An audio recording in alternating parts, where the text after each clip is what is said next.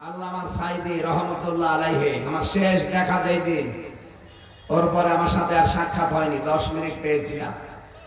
আমার মাথায় হাত দিয়ে বলেছিল, হামজা যদি চট্টগ্রাম আর খুলনা বিভাগে যেতে পারো, এটা খুলনা বিভাগ না, অন্তত এখানে যে মানুষকে একটু বলবা যে আমি সাইদি জীবনে কোনোদিন কোরআনের কথা বলতে পিছপা হয়নি, তোমার আদেশ দিলাম কোনোদিন কোরআনের সঠিক কথা বলতে পিছপা হবে না।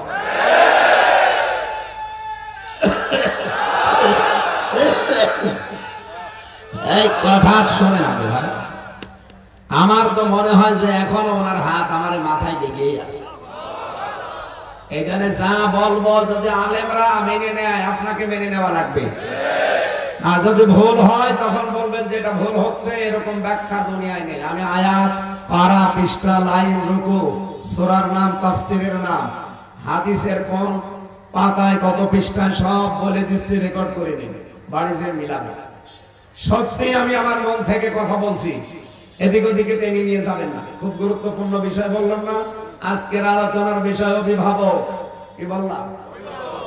আমাদের সামনে অভিভাবক দরকার না, দরকার নেই?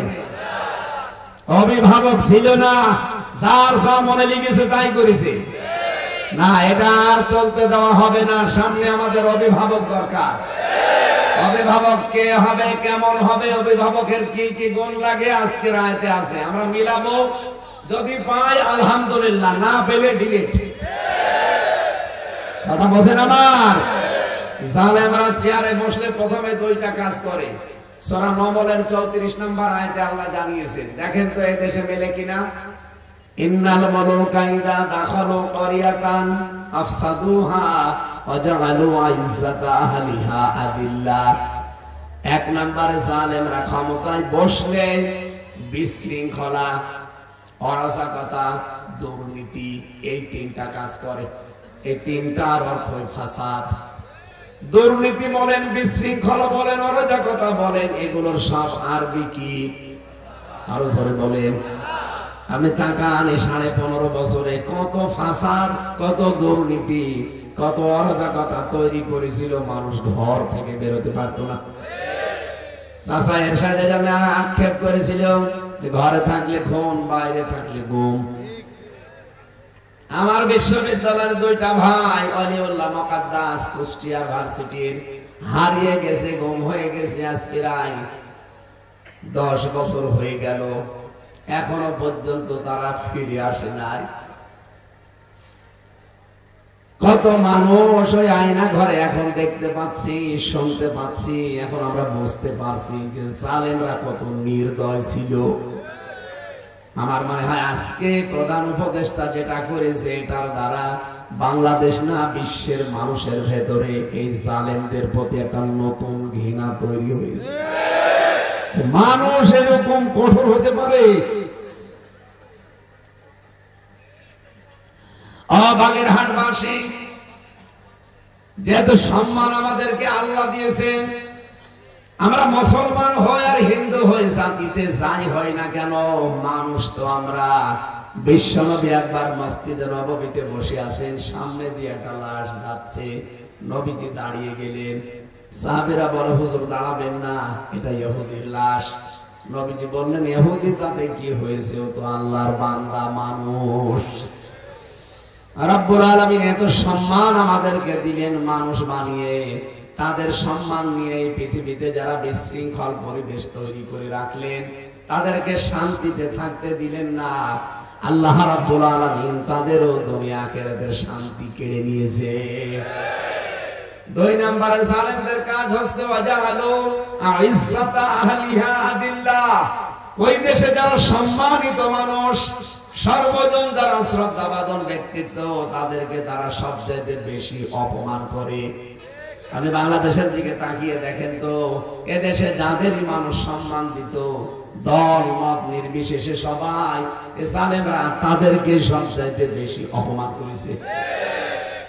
খালেদা জিয়াকে সবাই সম্মান দিত দল মত নির্বিশেষে, অথচ এই মহিলাকে বাড়ি থেকে পর্যন্ত এক কাপড়ে বের করে দিয়েছে। এতিমের মাল আত্মসাৎ করেছে, এই মিথ্যা মামলা দিয়ে তারে 6টা বছর জেল খাটিয়েছে। কথা বলে আল্লামা সাঈদীকে সম্মান দেয় না কে? শয়তান মনে হয় সম্মান দেয়। অথচ তার নামে ধর্ষণ মামলা পর্যন্ত দিয়েছিল। সর্বশেষ যে মামলাটা তার নামে ধর্ষণ মামলা ছিল, যেই মহিলাকে সাজিয়ে নিয়ে গেছে, অ্যাডভোকেট তাজুল ইসলাম জিজ্ঞাসা করছে যে এই মেয়ে তোমাকে ধর্ষণ করেছে মাওলানা সাঈদী? বলে জি হ্যাঁ। তা তোমার জন্ম তারিখ কত, কত সালে তোমার জন্ম? বলছে 1975 সালে। ধর্ষণ করেছে কত সালে? 1971 সালে।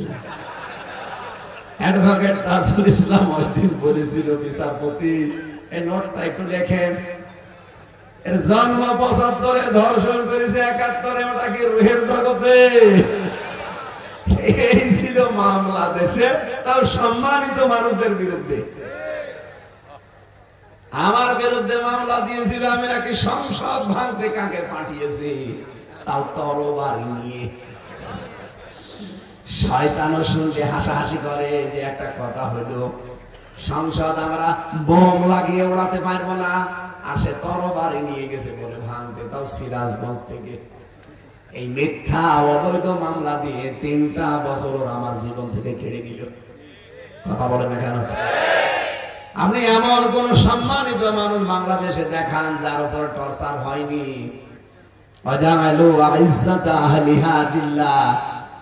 আল্লাহ বলেন সম্মানিত মানুষদেরকে জালেমদের দ্বিতীয় টার্গেট থাকে কি করে অপমান করা যায়।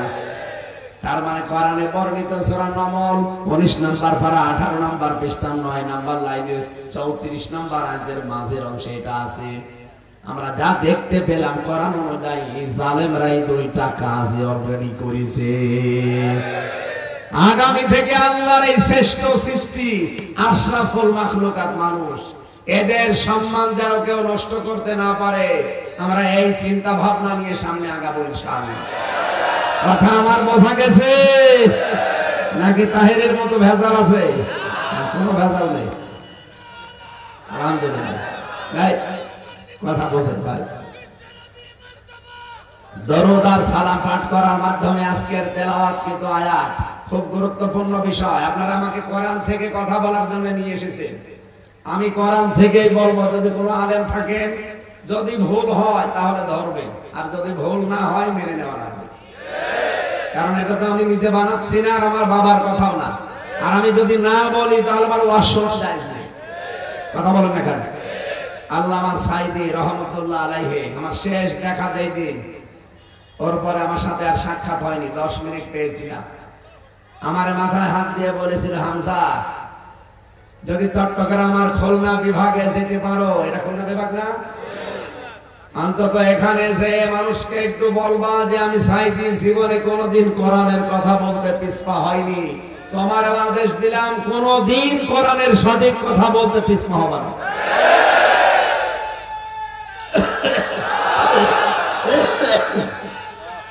এই কথা শুনে না ভাই, আমার তো মনে হয় যে এখনো ওনার হাত আমার মাথায় লেগেই আছে।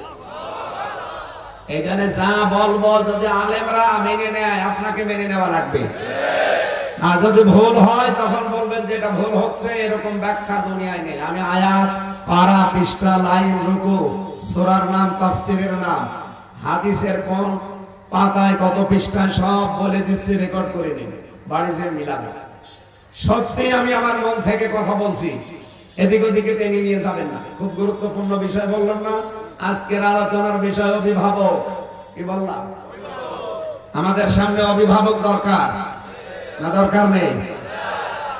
অভিভাবক ছিল না, যার যা মনে লিখেছে তাই করেছে না, এটা আর চলতে দেওয়া হবে না। সামনে আমাদের অভিভাবক দরকার। অভিভাবক কে হবে, কেমন হবে, অভিভাবকের কি কি গুণ লাগে আজকের আয়াতে আছে। আমরা মিলাবো, যদি পাই আলহামদুলিল্লাহ, না পেলে ডিলিট। রব্বুল আলামিন বলেন ইন্নামা, এখানে যারা গ্রামার বোঝে, মা শব্দটা ব্যবহার করা হয় ইন্নার সাথে যদি, তাহলে বাংলা অর্থ দাঁড়ায় কেবলমাত্র, একমাত্র, শুধুমাত্র। ইন্না মানে অবশ্যই, মা মানে যদি আপনি জুড়ে দেন, তার মানে আমরা পেয়েছি ইন্নামা, অবশ্যই, একমাত্র, অবশ্যই, শুধুমাত্র, কেবলমাত্র। ওয়ালিয়ুকুম, তোমাদের অভিভাবক, তোমাদের বন্ধু, তোমাদের দায়িত্বশীল হবে। এই পৃথিবীতে তিনজনের নাম আমরা আগে পেয়েছি। সবাইকে যেহেতু কবরে যাওয়া লাগবে, এই জন্য বলছি মিলিয়ে নেন। দুনিয়ায় সেই কয়েকদিনই বেঁচে আছেন, আপনার বন্ধু, আপনার অভিভাবক, আপনার দায়িত্বশীল হতে হলে কয়জন? আরো জোরে। আল্লাহ রাব্বুল আলামিন বলেন এক নম্বরে আল্লাহ। এখানে আল্লাহ কিন্তু কম দিয়েছেন, কা দেয়নি, যে আমার জন্য শুধু না, কম আমাদের সবার জন্য, তোমাদের সবার জন্য অভিভাবক। এই পৃথিবীর ময়দানে তিনজনের একজন আমি আল্লাহ। দুই নম্বরে রাসূল, তোমাদের অভিভাবক, বন্ধু, গাইডলাইন দাতা। তিন নম্বরে ওয়াল্লাযীনা আমানু, এই পৃথিবীতে যারা ঈমানদার আছে তারা তোমাদের অভিভাবক, পথ প্রদর্শক, তারা তোমাদের বন্ধু হবে, তারা তোমাদের দায়িত্বশীল হবে। তাহলে কয়জন পেলাম? এক নম্বরে আল্লাহ, দুই নম্বরে রাসূলুল্লাহ, তিন নম্বরে ঈমানদার। এখন ঈমানদার কারা? বাংলাদেশে তো আমরা ৯৬% ঈমানদার দাবি করি। আকাশাদেরই কাটা আছে, তারাই বলি আমরা ঈমানদার। ঠিক আছে, আমাদের কন্যা যেহেতু চলে গেছে, যার সাথে গেছে ওনার সাথে কিন্তু বিয়ে করা জায়েজ নেই, কারণ উনি আগা কাটা নেই। হ্যাঁ, দাদা যদি এই বয়সে এসে আমাদের কন্যাকে বিয়ে করতে চায়, তাহলে মুসলমান হওয়া লাগবে। আর আমি কি এটা বানালাম? সূরা বাকারার ২২১ নম্বর আয়াতের মাঝের অংশে আছে, ২ নম্বর পারা ১৪ নম্বর পৃষ্ঠা ৪ নম্বর লাইনে আছে, ওয়ালা তুনকিহুল মুশরিকিনা হাত্তা ইউমিনু, যতক্ষণ মুশরিক পুরুষ ঈমান না আনবে, মুসলমান না হবে, ততক্ষণ কোন মুমিনা নারী তার সাথে বিয়ে করা জায়েজ নেই। আমি এটা বললাম এই কারণে, কারণ ওরা এখন বিভিন্ন জিনিস এখন আমাদের কাছে চায়, বলে চট্টগ্রাম আমরা নিয়ে নেব। আরে আপনারা কি যৌতুক নেবেন? আর যৌতুক দেব কি করে? মেয়ে তো পালিয়ে গেছে, পালানো মেয়ে তো বিয়েই মানি না। আগে মেনে নেব তারপরে তো, আর যার সাথে গেছে তার সাথে মানবো কি করে? ওখানে ফুল হাতা, আর আমরা হাফ হাতা। হাফ হাতার সাথে ফুল হাতা চাই যাবে না, সুতরাং ওনার হাফ হাতা হওয়া লাগবে। উনি যেহেতু ফুল হাতা, কালকে দেখেননি ম্যাক্রো কি করেছে, হাত মিলাতে পারছিল, দামই দেয়, ফুল হাতা হবে না, হাফ হাতা হয়ে আসেন, তারপর আপনার সাথে হাত মিলাবে। এই অপমানটা সারা ভারতবর্ষ এখন অপমান বোধ করছে। আরে ম্যাক্রোর মতো মানুষ, হ্যাঁ, ফুল হাতা বলে দামই দিবে না। এই জন্য দাদা যদি শেষ বয়সে এসে কিছু করতে চান, আপনাকে মুসলমানই দেওয়া লাগবে। আর আপনার যা বয়স, এখন আমরা হাসাম পাবো কোথায়?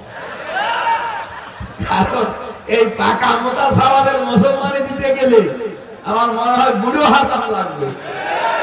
আর কেউ তো চোখ খুলেও জিনিস কাটতে পারবে না, চোখ বন্ধ করে কাটা লাগবে।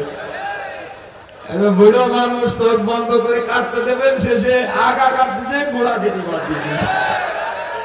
এই জন্য আমার মনে হয় এ বয়সে রিস্ক না নেওয়া ভালো। যেভাবে আসেন থাকেন, অন্তত আমাদের কন্যাকে আমরা ফেরত চাচ্ছি, ফেরত দেন, ওনারে আমরা আল্লাহর কাছে পাঠিয়ে দিই, আল্লাহ যা করে করুক।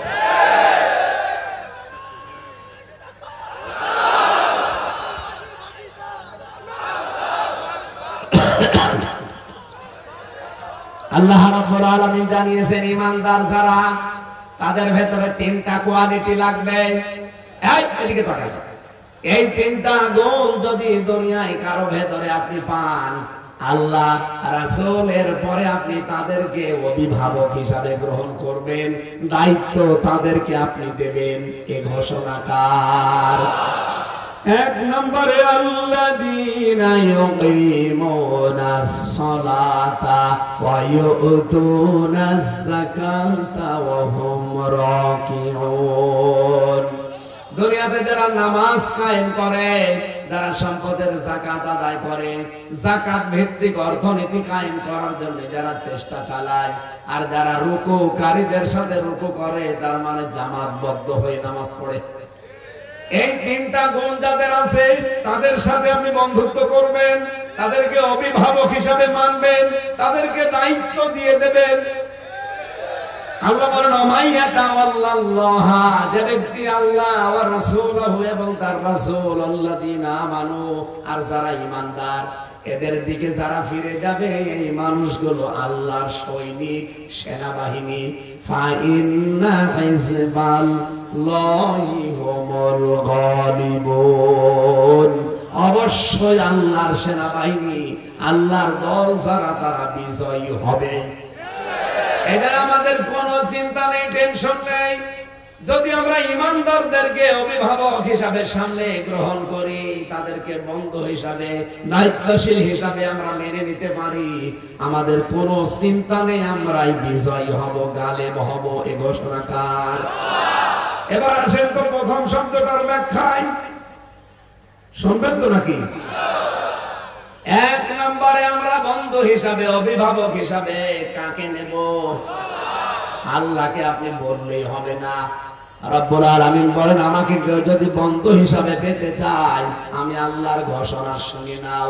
সূরা বাকারা 3 নম্বর পারার 2 নম্বর পৃষ্ঠার প্রথম নম্বর লাইনে 257 নম্বর আয়াত, প্রথম অংশে আছে, আল্লাহু ওয়ালিয়ুল্লাযীনা আমানু ইখরিজুহুম মিনাজ যুলুমাতি ইলান নূর। বলেন আল্লাহু আকবার।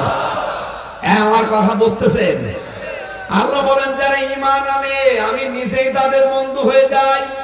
সুতরাং আল্লাহকে কেউ যদি বন্ধু হিসাবে গ্রহণ করতে চায়, আমরা তাকে যদি অভিভাবক বানাতে চাই, ঈমান আনা লাগবে। আরো জোরে বলেন, ঈমান যদি কেউ আনতে চায়, এইদিকে তাকান, ঈমান আনতে চাইলেই হবে না, তার আগে একটা কাজ করা লাগবে। এটা সূরা বাকারার 256 নম্বর আয়াতের মাঝে আছে।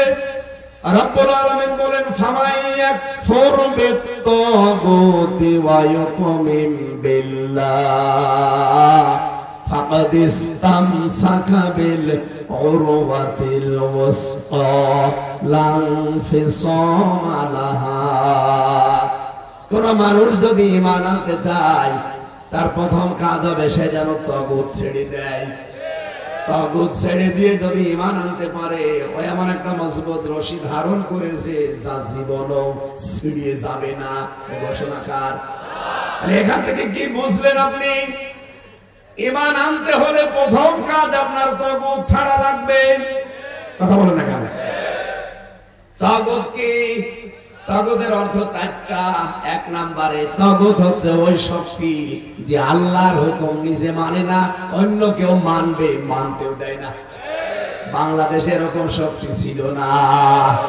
এক কথা বলেন, নিজে আল্লাহর বিধানগুলো মানে না, অন্য কেউ সে মানবে, মানতেও দেয় না। 2 নম্বরে তাগুতের অর্থ হচ্ছে মানুষের তৈরি করা আইন।